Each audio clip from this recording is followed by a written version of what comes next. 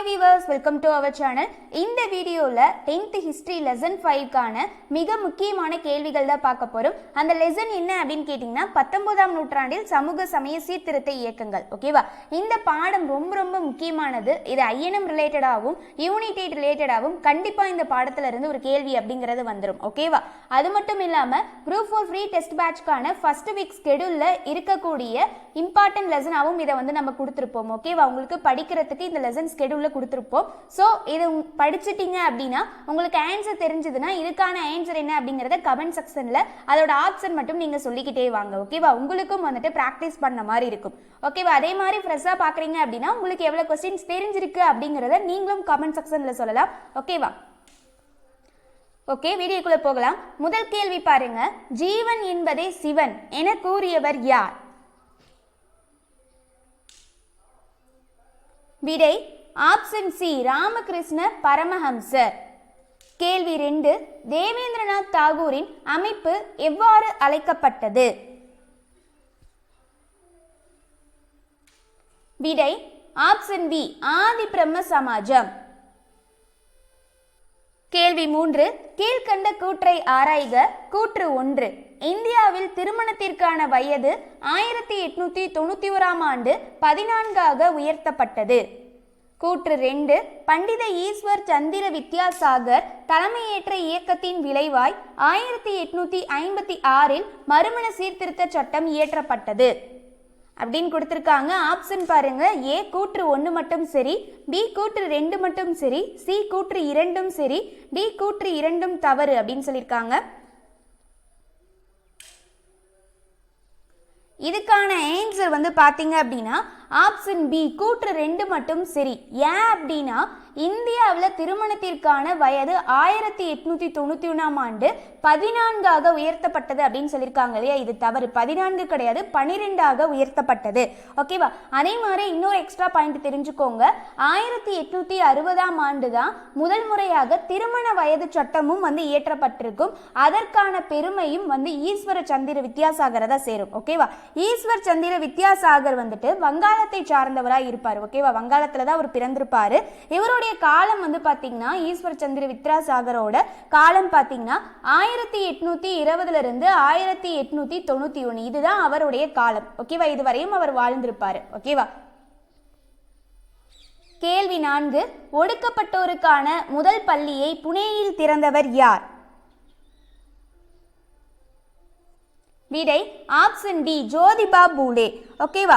இவங்க வந்து பாத்தீங்கன்னா 1827 மகாராஷ்டிராவில் பிறந்திருப்பாங்க. ஓகேவா? அடுத்தது வந்து பாத்தீங்கன்னா இந்த புனேவில் வந்து ஒடுக்கப்பட்டோருக்கு அப்படின்னு சொல்லி பள்ளியை வந்து ஃபர்ஸ்ட் தொடங்கியிருக்காங்க இல்லையா? அது எந்த ஆண்டு அப்படின்னு பாத்தீங்கன்னா 1852 வந்து தொடங்கியிருப்பாங்க. ஓகேவா? அது மட்டும் இல்லாம இவங்களுக்கு நான் இப்ப சொல்லிட்டு இருக்கேன் இல்லையா, நான் சொல்லக்கூடிய பாயிண்ட் எல்லாமே ஒவ்வொருத்தருக்கும் முக்கியமான பாயிண்ட். ஸோ இது எல்லாத்தையும் நீங்க நோட் பண்ணி வச்சுக்கோங்க. ஓகேவா? இவங்க இருக்காங்க, இப்போ ஒருத்தரை பத்தி சொல்றேன் அப்படின்னா அதை கட்டாயம் நீங்க இந்த பாயிண்ட்ல தெரிஞ்சு வச்சிருக்கணும். ஓகேவா? இது क्वेश्चन ரிலேட்டடான பாயிண்ட்ஸ். அடுத்தது வந்து பாத்தீங்க அப்படின்னா இவங்க சத்திய சோதக் சமாஜ் அப்படிங்கிற அமைப்பை வந்து உருவாக்கி இருப்பாங்க. ஓகேவா? அந்த சத்திய சோதக் சமாஜ் அதோட பொருள் வந்து என்ன சொல்லுவாங்க அப்படின்னா உண்மை நாடுவோர் சங்கம் அப்படின்னு சொல்லுவாங்க. அந்த அமைப்பை இவங்க நிறுவியிருப்பாங்க.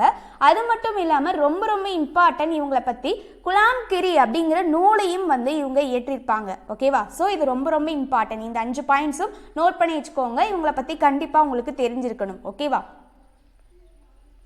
கேள்வி 5. ஆங்கில ஓரியண்டல் கல்லூரி தரம் உயர்த்தப்பட்டு பல்கலைக்கழகமான ஆண்டு? விடை ஆப்ஷன் ஏ 1920ஆம் ஆண்டு. கேள்வி 6. கீழ்கண்ட குறிப்புகளில் தவறானது எது? ஆப்ஷன் ஏ ஆரிய சமாஜத்தின் முக்கிய குறிக்கோள் எதிர்மத மாற்றம் என்பதாகும். ஆப்ஷன் பி சத்யார்த்த பிரகாஷ் என்பது சுவாமி தயானந்த சரஸ்வதியின் நூலாகும். ஆப்ஷன் சி பிரார்த்தனை சமாஜம் பல தயானந்த ஆங்கிலோ வேத பள்ளிகளையும் கல்லூரிகளையும் உருவாக்கியது. ஆப்ஷன் டி ஆரிய சமாஜம் சுத்தி என்னும் சுத்திகரிப்பு சடங்கை வகுத்து கொடுத்தது அப்படின்னு சொல்லியிருக்காங்க. இதுல தவறானது எது அப்படின்னு கேட்டிருக்காங்க. ஆப்ஷன் ஏ ஆரிய சமாஜத்தோட முக்கிய குறிக்கோள் அப்படிங்கிறது எதிர்மத மாற்றம் தான். இது சரியாதான் இருக்கு. அடுத்தது ஆப்ஷன் பி பாருங்க, சத்யார்த்த பிரகாஷ் என்பது சுவாமி தயானந்தா சரஸ்வதியின் நூல் அப்படின்னு சொல்லியிருக்காங்க. இதுவுமே சரிதான். ஆப்ஷன் சி பாருங்க, பிரார்த்தனை சமாஜம் பல தயானந்தா ஆங்கிலோ வேத பள்ளிகளையும் கல்லூரிகளையும் உருவாக்கியது அப்படின்னு சொல்லியிருக்காங்க. ஸோ இதுதான் தவறு. ஓகேவா, பிரார்த்தனை சமாஜம் கிடையாது, ஆரிய சமாஜம் தான் பல தயானந்தா ஆங்கிலோ வேத பள்ளிகளையும் கல்லூரிகளையும் உருவாகி இருக்கும். ஓகேவா, ஸோ தயானந்தா அப்படின்னு வரும்போதே தெரிஞ்சுக்கோங்க, தயானந்தா சரஸ்வதியால. ஓகேவா, அடுத்தது ஆப்ஷன் டி, ஆரிய சமாஜம் சுத்தி என்னும் சுத்திகரிப்பு சடங்கை வகுத்து கொடுத்தது அப்படிங்கிறது சரிதான். அதே மாதிரி வந்து பாத்தீங்கன்னா இந்த பிரார்த்தனை சமாஜம் சொல்றாங்களே, இதோட முக்கிய குறிக்கோளே வந்து என்னவா இருக்கும் அப்படின்னா, அதாவது இந்த விதவை மறுமணம், ஓகேவா, அதுக்கு வந்துட்டு பெண்களோட முன்னேற்றத்துக்காக ஹெல்ப் பண்றது, சமபந்தி, இதெல்லாம் தான் வந்து ஜாதி மறிப்பு, இதெல்லாம் தான் வந்து அவங்களோட முக்கிய குறிக்கோளா இருக்கும். ஓகேவா, பிரார்த்தனை சமாஜத்துக்கு இந்த இது கிடையாது. ஸோ இதுதான் தவறா இருக்கு. அதே மாதிரி வந்து பாத்தீங்கன்னா இந்த பிரார்த்தனை சமாஜம் அப்படிங்கிறது 1867 பம்பாயில வந்து நிறுவப்பட்டிருக்கும். ஓகேவா, இதை நிறுவியவர் யார்? பிரார்த்தனை சமாஜத்தை நிறுவியவர் யார் அப்படின்னா ஆத்மராங் பாண்டுராங் வந்து நிறுவியிருப்பாரு. இவருடைய காலகட்டம் வந்து பாத்தீங்கன்னா 1825 இருந்து 1898 வரைக்கும் வாழ்ந்திருப்பாரு. ஓகேவா, இது இவருடைய காலகட்டம். ஓகேவா, இந்த பாயிண்ட் தெரிஞ்சு வச்சுக்கோங்க, இது ரொம்பவே இம்பார்ட்டன்ட். கேள்வி 7, நாம்தாரி இயக்கம் யாரால் தொடங்கப்பட்டது? Option A Baba Dayal Das, option B Baba Ram Singh, option C Furdunji Naoroji, option D Dinshaw Wacha அப்படின்னு கேட்டிருக்காங்க.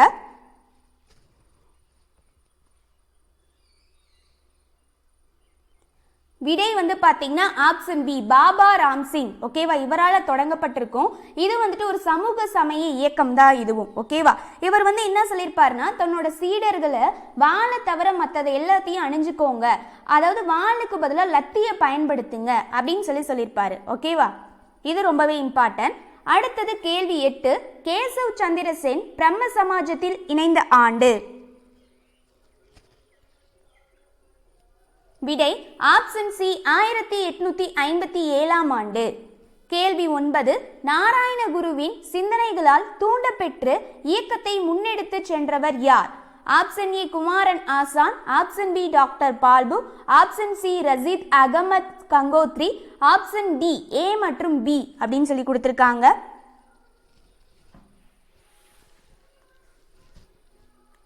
விடை வந்து பாத்தீங்கன்னா ஆப்ஷன் டி ஏ மற்றும் பி, குமாரன் ஆசானும் டாக்டர் பால்பு. ஓகேவா, இவங்க 2 பேரும் தான் இவருடைய சிந்தனையால தூண்டப்பட்ட இயக்கத்தை வந்து முன்னெடுத்து சென்றிருப்பாங்க. ஓகேவா, ஓகே, இவர் வந்து பாத்தீங்கன்னா ஸ்ரீ நாராயண குரு தர்ம பரிபாலன யோகம் அப்படிங்கிற அமைப்பை இந்த நாராயணகுரு வந்து தொடங்கியிருப்பாரு. ஓகேவா, அது மட்டும் இல்லாம அறிவுபுரத்துல வந்து பாத்தீங்கன்னா கோவில் ஒன்றை வந்து கட்டி அதுல வந்து இவர் ரொம்பவே ஃபேமஸ் ஆகியிருப்பாரு. ஒடுக்கப்பட்டோருக்காக கோயில் ஒன்றை வந்து கட்டியிருப்பாரு. இவருடைய காலம் வந்து பாத்தீங்கன்னா 1854 இருந்து 1928. ஓகேவா, இதுவரையும் வாழ்ந்திருப்பாரு. ஓகேவா, இவருடைய பிறப்பு வந்து பாத்தீங்கன்னா கேரளாவில் பிறந்திருப்பாரு. நாராயணகுரு, ஐயன்காளி இவங்க கேரளாவில் பிறந்தவங்க. ஓகேவா, கேள்வி 10, பார்சி சீர்திருத்த இயக்கம் எங்கு தொடங்கப்பட்டது? Option A Ahmednagar, option B Bombay, option C Nagpur, option D Solapur. விடை வந்து பாத்தீங்கன்னா ஆப்ஷன் பி பம்பாய். பார்சி சீர்திருத்த இயக்கம்னாலே பம்பாய் அப்படின்னு ஞாபகம் வச்சுக்கோங்க. கேள்வி 11, இந்தியாவில் முதல் முறையாக திருமண வயது சட்டம் இயற்றப்பட்ட ஆண்டு? இந்த ஆல்ரெடி இந்த பாயிண்ட் நான் வந்து சொல்லியிருக்கேன். Option A 1860, option B 1891, option C 1863, option D 1895. விடை ஆப்ஷன் ஏ 1860.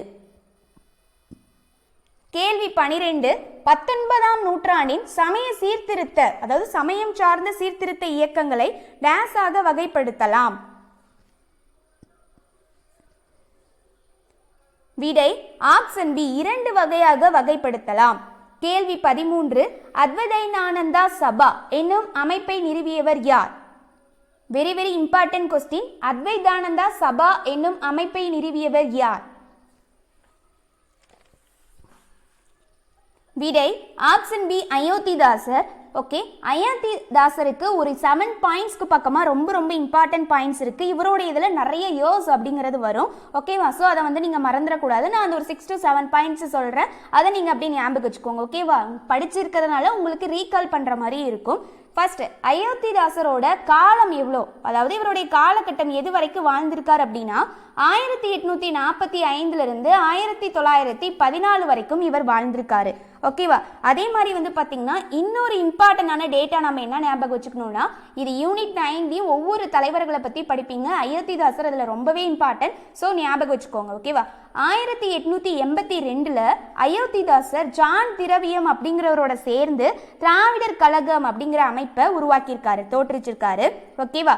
அதே மாதிரி இந்த அத்வைதானந்தா சபா எதுக்காக ஃபர்ஸ்ட் தொடங்கினாங்க அப்படின்னா, ஒடுக்கப்பட்டவரோட கோவில் நுழைவுக்கு, ஓகேவா, அவங்களுக்கு ஆதரவா குரல் கொடுக்கறதுக்காக தான் இந்த அத்வைதானந்தா சபா அப்படிங்கிறத அயோத்திதாசர் வந்து தொடங்கியிருப்பாரு. ஓகேவா? அடுத்தது 1885, இதுவும் ரொம்பவே இம்பார்ட்டன்ட் டேட்டா. திராவிட பாண்டியன் அப்படிங்கிற இதழ அயோத்திதாசர் நடத்திருப்பாரு. ஓகேவா? அடுத்த டேட்டா 1891 ஆண்டு திராவிட மகாஜன சபை அப்படிங்கிற அமைப்பை வந்து உருவாக்கியிருப்பாரு. ஓகேவா? அது ரொம்ப ரொம்ப இம்பார்ட்டன்ட். இந்த சபைக்கான முதல் மாநாடு எங்க நடந்துச்சு அப்படின்னு கேட்டா நீலகிரியில நடந்துச்சு. அது ரொம்ப ரொம்ப இம்பார்ட்டன்ட். ஓகேவா?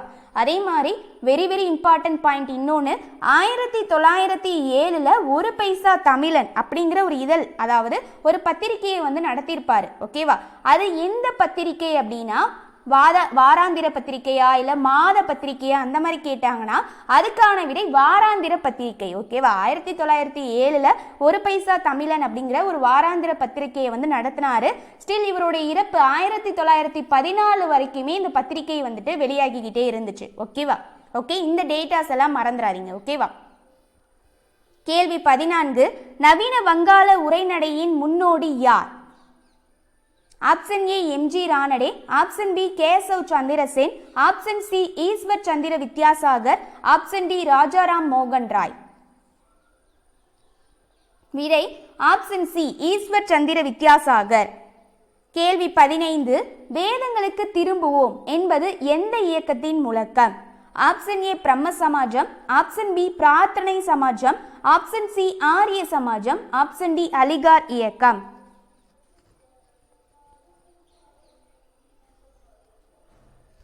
விடை வந்து பார்த்தீங்கன்னா ஆப்ஷன் சி ஆரிய சமாஜம். இதுதான் இந்த முழக்கத்தை வந்து கொடுத்துருக்கோம். ஓகேவா?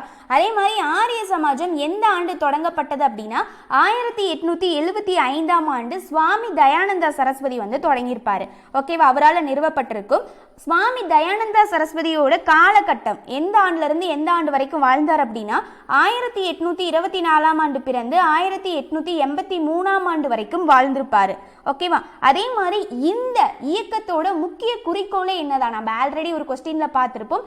எதிர் மதமாற்ற முழக்கம் தான் இவங்களுடைய முக்கிய குறிக்கோளா இருந்துச்சு. ஓகேவா? இந்த இதுக்கு இதை ஞாபகம் வச்சுக்கோங்க. ஓகேவா? அடுத்தது கேள்வி 16, ராமலிங்க அடிகள் பிறந்த ஊர் எது அப்படின்னு சொல்லி கேட்டிருக்காங்க. Option A Vadalur, option B Maruthur, option C Chidambaram, option D Kanyakumari அப்படின்னு கேட்டிருக்காங்க. விடை ஆப்ஷன் பி மருதூர்ல வந்து பிறந்திருப்பாரு. ஓகேவா? அடுத்தது கேள்வி 17, அலிகார் முகமதிய ஆங்கில ஓரியண்டல் கல்லூரியை நிறுவியவர் யார்? விடை option C sir Syed Ahmed Khan. ஓகேவா? அல்லது சர் அகமது கான் அப்படின்னு கொடுக்கலாம், அல்லது சையத் அகமது கான் மட்டும் கொடுத்துருக்கலாம். நிறைய டைம் கொஸ்டின்ல வந்து பார்த்தீங்கன்னா அகமது கான் அப்படின்னு மட்டுமே வருது, நம்மளை கன்ஃபியூஸ் பண்ணுறதுக்காக அந்த மாதிரி கேட்பாங்க. ஓகேவா? ஸோ உங்களோட ஃபுல் நேமையும் வந்து நம்ம ஞாபகம் வச்சுக்கணும். ஓகேவா? இப்போ வந்துட்டு பாருங்க, என்ன கேட்டிருக்காங்க, அலிகார் அப்படின்னு வந்திருக்கு. அலிகார் அப்படின்னாலே சர் சையது அகமது கான். ஓகேவா? இந்த அலிகார் இயக்கமும் 1875 ஆண்டு தான் நிறுவப்பட்டிருக்கும். அதே மாதிரி இந்த இயரை நம்ம ஏற்கனவே வந்து யூஸ் பண்ணியிருப்போம். எதுக்கு யூஸ் பண்ணியிருப்போம்? ஆரிய சமாஜமும் 1875 ஆண்டு தான் நிறுவப்பட்டது. அதே மாதிரி அலிகார் இயக்கம் ஆரிய அலிக அப்படின்னு ஞாபகம் வச்சுக்கோங்க. 1875 ஆண்டு தான் ரெண்டுமே வந்து நிறுவப்பட்டிருக்கும் அப்படிங்கிறத மறந்துடாதீங்க. ஓகேவா? அதே மாதிரி சர் சையது அகமது கான்னா அலிகார் இயக்கம் தான் அப்படின்னு ஞாபகம் வச்சுக்கோங்க. எப்ப நிறுவப்பட்டிருக்கு? இதுவுமே 1875. இவருடைய காலகட்டம், அதாவது சர் சையது அகமது கானோட காலகட்டம் வந்து பாத்தீங்கன்னா 1821 1809 1898 வரைக்கும் இவருடைய காலகட்டம். ஓகேவா? இந்த டேட்டாஸ் மட்டும் நீங்கள் ஞாபகம் வச்சுக்கோங்க. அடுத்தது இந்த கொஸ்டினில் பார்த்த அலிகார் முகமதிய ஆங்கிலோ ஓரியண்டல் கல்லூரியை நிறுவியவர் யாருனாலும் சர் சையது அகமது கான் தான். ஓகேவா? அடுத்தது கேள்வி 18. பிரம்மஞான சபை சென்னை அடையாருக்கு மாற்றப்பட்ட ஆண்டு. Option A 1875, option B 1884, option C 1862, option D 1882. இது ரொம்பவே இம்பார்ட்டன்ட் கொஸ்டின். விடை ஆப்ஷன் டி 1882. கேள்வி 19. ஒடுக்கப்பட்டோருக்கான முதல் பள்ளி திறக்கப்பட்ட ஆண்டு. Option A 1854, option B 1852, option C 1878, option D 1864. விடை வந்து பார்த்தீங்கன்னா ஆப்ஷன் பி 1852. கேள்வி 20. ராமலிங்க சுவாமிகள் சமரச வேத சன்மார்க்க சங்கம் என்னும் அமைப்பை நிறுவிய ஆண்டு. Option A 1888, option B 1873, option C 1856, option D 1848 அப்படின்னு சொல்லி கொடுத்துருக்காங்க. இதுக்கான ஆன்சர் என்ன? உங்களுக்கு ஆன்சர் தெரிஞ்சது அப்படின்னா கமெண்ட் செக்ஷனில் தாராளமாக பண்ணுங்க. ஓகேவா? விடை வந்து பார்த்தீங்கன்னா ஆப்ஷன் சி 1856 தான் இதுக்கு கரெக்டான ஆன்சர். ஓகே, இவருடைய காலகட்டம் வந்து பார்த்தீங்கன்னா 1823 இருந்து 1874 வரைக்கும் இவருடைய காலகட்டம்ங்க. ஓகேவா? அதே மாதிரி வந்து பார்த்தீங்க அப்படின்னா இவர் 1867 வடலூரில் இலவச உணவகத்தை வந்து இது பண்ணியிருப்பார் வடலூரில். ஓகேவா? ஏழைகளுக்கு வந்துட்டு வழங்குறதுக்காக அந்த இலவச உணவகம் அப்படிங்கிறதையும் தொடங்கியிருப்பார். இந்த டேட்டாஸை ஞாபகம் வச்சுக்கோங்க. அடுத்தது கேள்வி 21. ராஜாராம் மோகன் ராயின் தாய்மொழி எது அப்படின்னு கேட்டிருக்காங்க. ஆப்ஷன் ஏ சமஸ்கிருதம், ஆப்ஷன் பி அரபி, ஆப்ஷன் சி வங்காளம், ஆப்ஷன் டி பாரசீகம் அப்படின்னு இருக்கு. இதுக்கான விடை ஆப்ஷன் சி வங்காளம். இவர் வங்காளத்தில் பிறந்தவராக இருப்பார். ஸோ அதனால தாய்மொழியும் வங்காளம் தான். ஓகேவா? கேள்வி 22. தன்னாட்சி இயக்க சங்கத்தை நிறுவியவர் யார்? Option A Keshav Chandrasen, option B Debendranath Tagore, option C Annie Besant, option D Narayanaguru. விடை ஆப்ஷன் சி அன்னி பெசன்ட். தன்னாட்சி இயக்கம் அப்படின்னாலே அதுக்கு நம்மளுக்கு ஞாபகம் வர்றது அன்னி பெசன்ட் அம்மையாரா தான் இருக்கணும். ஓகேவா? அதே மாதிரி அன்னி பெசன்ட்டோட காலம் வந்து பார்த்தீங்கன்னா 1847 இருந்து 1933. ஓகேவா? இவங்க வந்து பார்த்தீங்கன்னா அலிகார், அதாவது எப்படி சொல்றதுன்னா ஹெச்எஸ் ஆல்காட் இருக்கார் இல்லையா, அவரை வந்து இறந்த பிறகு அந்த பிரம்மஞான இயக்கத்துக்கு இவங்க தலைமை ஏற்றிருப்பாங்க அன்னி பெசன்ட் அம்மையார். ஓகேவா? ஹோம் ரூல் மூமெண்ட் நிறைய வந்து இவங்களை பற்றி தெரிஞ்சிருக்கும். ஓகேவா? நிறைய ஸ்லோகன்ஸ்லாம் வந்து இவங்க சொல்லியிருப்பாங்க. அதே மாதிரி வந்து பார்த்தீங்க அப்படின்னா இவங்களுக்கு இன்னும் ஃபேமஸாக நம்ம என்ன ஞாபகம் வச்சுக்கணும் அப்படின்னா நியூ இந்தியா காமன்வெல்த் அப்படிங்கிற பத்திரிகையை வந்து இவங்க செய்தித்தாள். ஓகேவா? பத்திரிகை கிடையாது, செய்தித்தாள். அது வந்துட்டு அது மூலியமா இவங்களுடைய கொள்கைகள்லாம் நிறைய பரப்பிக்கிட்டு இருந்தாங்க. அது நிறையவே நல்லா ஃபேமஸாக இருந்தது இந்திய மக்கள் கிட்ட. ஓகேவா? ஸோ அதை வந்து ஞாபகம் வச்சுக்கோங்க. 1914 1915 அப்படிங்கிறத மறந்துடாதீங்க. ஓகேவா? கேள்வி 23. இந்தியாவில் டேஸ் சமயம் புத்துயிர் பெறுவதில் பிரம்மஞான சபை முக்கிய பங்காற்றியது. ஆப்ஷன் ஏ சமணம், ஆப்ஷன் பி பௌத்தம், ஆப்ஷன் சி கிறித்துவம், ஆப்ஷன் டி இந்து மதம். விடை வந்து பார்த்தீங்கன்னா ஆப்ஷன் பி பௌத்தம். இது பார்க்கறதுக்கு நார்மலான கொஸ்டினாக இருந்தாலும் இந்த கொஸ்டினை ஒரு டைம் எக்ஸாமில் கேட்டிருந்தாங்க. ஓகேவா? கேள்வி 24. ஆரிய சமாஜம் இரண்டாக பிரிந்த ஆண்டு என்ன? Option A 1893, option B 1898, option C 1895, option D 1892. விடை ஆப்ஷன் ஏ 1893. கேள்வி 25 பாருங்க.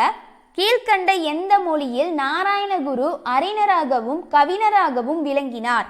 Option A Malayalam, option B சமஸ்கிருதம், option C Tamil, option D மேற்கண்ட அனைத்தும்.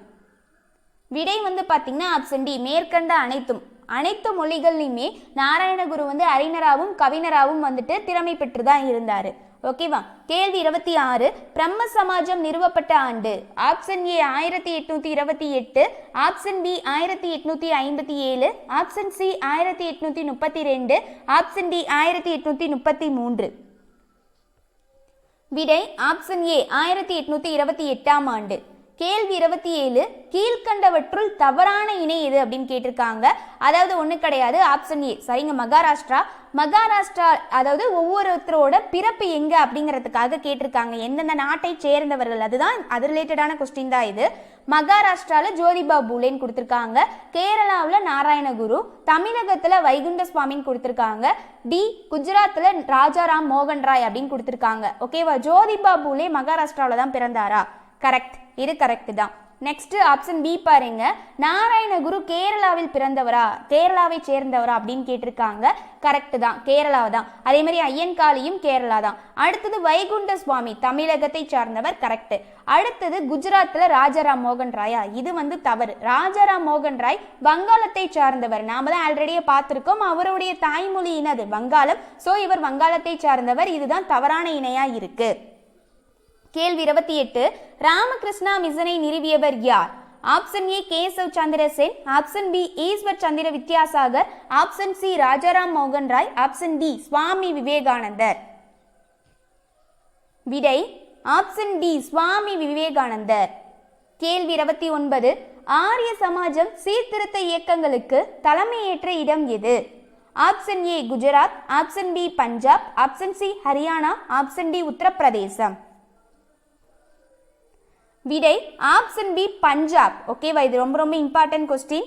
கேள்வி 30, ஐயன்காளி எந்த ஆண்டு சாதுஜன பரிபாலன சங்கம் எனும் அமைப்பை தொடங்கினார்? Option A 1905, option B 1907, option C 1904, option D 1902. விடை ஆப்ஷன் பி 1907. ஓகே கைஸ், இந்த வீடியோவில் 30 கேள்விகள் பார்த்துருக்கோம், ப்ளஸ் எக்ஸ்ட்ரா இருக்க பாயிண்ட்ஸும் பார்த்துருக்கோம். கண்டிப்பாக உங்களுக்கு யூஸ்ஃபுல்லாக இருக்கும்னு நினைக்கிறேன். அதே மாதிரி நீங்கள் வீடியோ பார்த்துட்டு உங்களுக்கு எதுக்கெல்லாம் ஆன்சர் தெரியுது அப்படின்னு சொல்லிட்டு பாருங்கள்.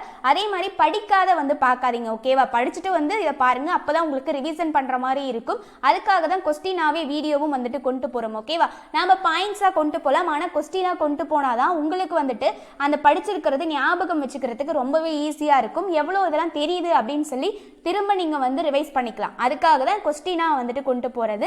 இந்த வீடியோ பிடிச்சிருந்தா அப்படின்னா லைக் பண்ணுங்க. இன்னும் நம்ம சேனல் நீங்க சப்ஸ்கிரைப் பண்ணாத இருக்கீங்க அப்படின்னாலும் சப்ஸ்கிரைப் பண்ணி வச்சுக்கோங்க. தேங்க்யூ.